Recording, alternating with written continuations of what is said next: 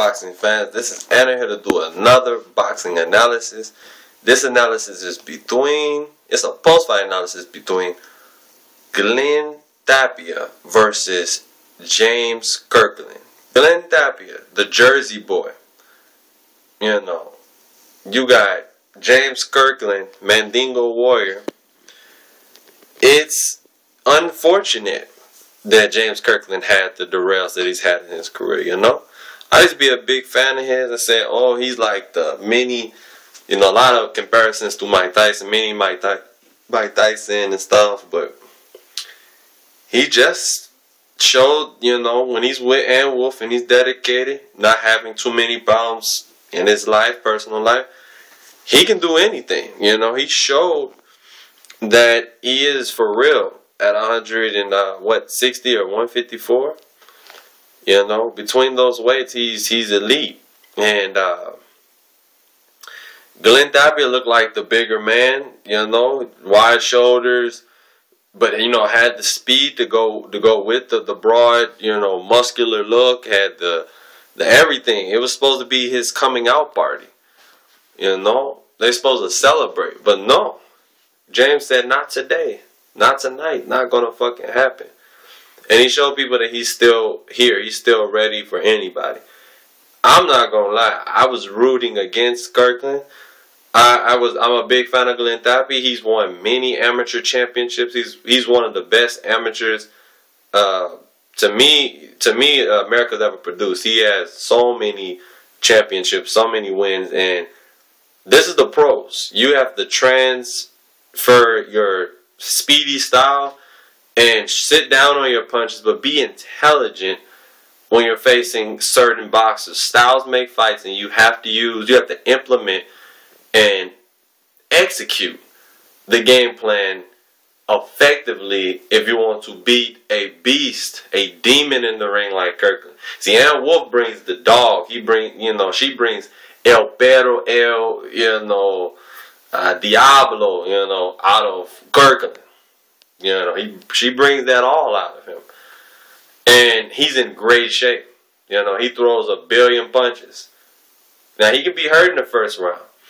Tapia did the perfect thing you're supposed to do, looking like a Chinese boxer or out of some type of, old 70s Chinese movie. I mean, he was busting them up, hitting them with angles, turning angles, using head movement. 1, 2, 3, 4, 5. 1, 2, 3. You know, 1, 2, turn, 1, 2, turn, 1, 2, controlling them. Like he was just playing them like a PS4 controller. I mean, just playing them, man. Just getting them. Hitting them with so many crisp combinations to the chin, to the temple. James Kirkland start getting wobbly, start holding on. You know, we doing what you're supposed to do if you're hurt. Start holding. But Kirkland never lost focus. Kept his eyes on his opponent. Didn't let that discourage him. Fought through the fire, through the storm, wind and rain, and made it through all that pain. And when he did something like that, it impressed me. I thought he get hit on the chin 4 or 5 times. Sleep. It's going to be sleep. Going to be knocked the fuck out. No. He proved to people, I'm still here. I'm still that beast. You know? I mean, Tapia, you blew it. You fucking blew it, dude. You had HBO contract. You had the huge fan base in Jersey. You're from Jersey. You know how great of a promotion that is to be in Atlantic City, one of the biggest capitals of America for boxing. And a lot of people are rooting for you, and you put on a performance like that. Yeah, it was entertaining, but do you know what you fucked up the money? And that ain't good business. You can't do that because you want the fans to love you. The fans are going to love you if you win. You're not a Toro Gotti. I know you wanted to put on a performance like that, but this is James Kirkland. This is a guy that when he's with Ann Wolf, he throws punches and bunches and he stays on you like a cheap suit. You know, he's not going to leave. He's going to stay on you and not go anywhere. You can try to run or whatever. Only way to beat him is angles and timing. and speed. You have to use your really good speed and feints. And you have to pick your punches well. Pick your spots to throw hard combo. Now, if you trained like a Manny Pacquiao to throw hard combinations, you know, the whole 12 rounds, all 44 minutes. If you want to be technical, I think it's what? Probably an hour. If you count the minutes that you rest in between. You have to pace yourself. No, you don't want to. You say, oh, I'll just come to fight, blah, blah, blah. I'm Glen Tapia, I'm the Jersey boy. Come on, man. You're undefeated, beast mode, ready to just take the world. You're just going to be HBO's new cash guy for Atlantic City. But enough complaining about that. We all know you fucked up. I'm still a fan. You know, boxing is all about trials and tribulations. You're up high one day, and you can go right back down. It's just like real life. That's why I love boxing so much. You can be up on your high horse, about to ride into the sunset, and then a dark cloud forms, and you get rained on. The lightning hits you, the thunder is crying, and I mean, there ain't too much you can do. And Tapia just looked like he was not feeling it in the 4th and 5th round. I kind of knew it was going to be something bad, but I didn't know it was going to be like that. The trainer, get a new trainer, man. That dude's fucking retarded. I'm going to be honest. When you're trying to tell you, hey, just get in there. Just do something. What the fuck you mean just get in there? He got hurt last round against James Kirkland, who, when he smells blood, he's like a fucking hound. He's like a fucking pit bull that has not ate, and he's been beaten his whole life. He's going to come get you. He wants lunch. He wants to eat. He's a coyote. He's hungry. And he showed. He stayed on him through left uppercuts constantly. Somebody keep throwing left uppercut and you're on the rope. And you're sitting there like Antonio DeMarco did versus Adrian fucking Brony. You're sitting there like a fucking heavy bag and you're just letting somebody well off on you. You're not using your legs. You're not being smart and moving your head. You're just sitting there covering up. You crouching over a little bit, then you sit up straight. When you sit up straight, your chin is exposed. When you sit up straight and your chin is exposed, you're asking to be knocked the fuck out. He's lucky he didn't get really knocked out, even though Steve Smoger went to stop the fight, I believe, in the 6th round. It could have been 7th, but 6th round. And it was at the, I think, like the very end or close to the end. And he just sat there on the ropes and then got, oh man, Kirkland reached back, launched himself and boom, hit him with that straight left hand. I was like, holy shit. Because his whole neck just flew back and he looked just knocked out after that, just done. And I'm like, damn, Tapia, you really fucked up because you didn't want to hold. You didn't want to be smart. You didn't want to be technical. And now your career is in shambles now. Like, you have to come back. But like I said, it makes for a great story. I wish him the best. Like I said, he was looking like it was looking like Manny Pacquiao versus Ricky had no lie in the first round. Just so much speed, so much intensity. The crowd was on their feet.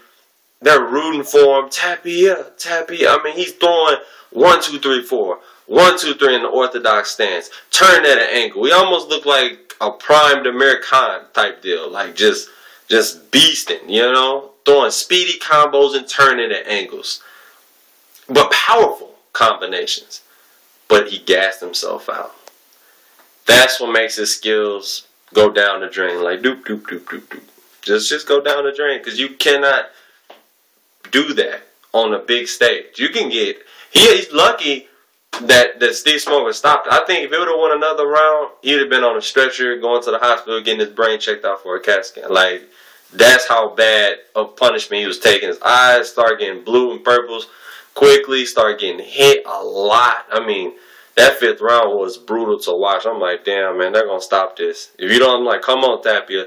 Start moving your legs. Come on, man. You got to do it. You cannot be this prideful. You have to do it. Do it for your Dominicanos. Do it for your Jersey people. Come on, man. Dominicans are already going through enough with, Delvin Rodriguez getting knocked the fuck out by Miguel Cotto. Taeno Aguirre. Letting people know that. But, Tapia was trying to use the jab. Didn't work. And I think he just resorted to just covering up. And on top level, or even B level, because that's where Kirkland is right now until he reaches back to elite level. In a B level, B plus fight, you can't can't do that. You have to throw back, or the referee will step in. Great TKO stoppage by Kirkland. You worked the body really, really well too. Forgot to mention that. A lot of good body punches in the second and third round. They really, really slowed down Tapia. Tapia, man, I was watching all your interviews talking so much shit, saying Kirkland's done. He's a piss on. He's nothing. Yeah, he's a good, hard, stern opponent, but he proved otherwise. The underdog prevailed. And you people, tell me what you think in the comment section below. Do you think this is a fluke? You know, James Kirkland defense really still is bad. It's really, really bad. But Tapia made him look really, really good. That's why, you know, the drama of boxing is so sweet to me. And, you know, as bad as Kirkland was looking defensively, he made up for offensively. Like Freddie Rose says, a good offense beats, you know, a bad defense any day. Well, a great offense, I'm going to say, beats a bad defense. It equals itself out. Especially when somebody's not throwing hard, meaningful punches anymore and they gas themselves out in the first, 2 or 3 rounds. But, yeah, do you think Tapia can come back from this? Do you think he'll be mentally ready? Do you think he should let that shitty trainer he got go? That guy said, oh, come on, just go in there. Tapia, you got this, man. Don't quit. Just, or whatever he was saying. He had nothing smart to say. He didn't say hold, turn him at an angle, and throw a 1-2, turn at an angle. You know, just to get his rhythm back.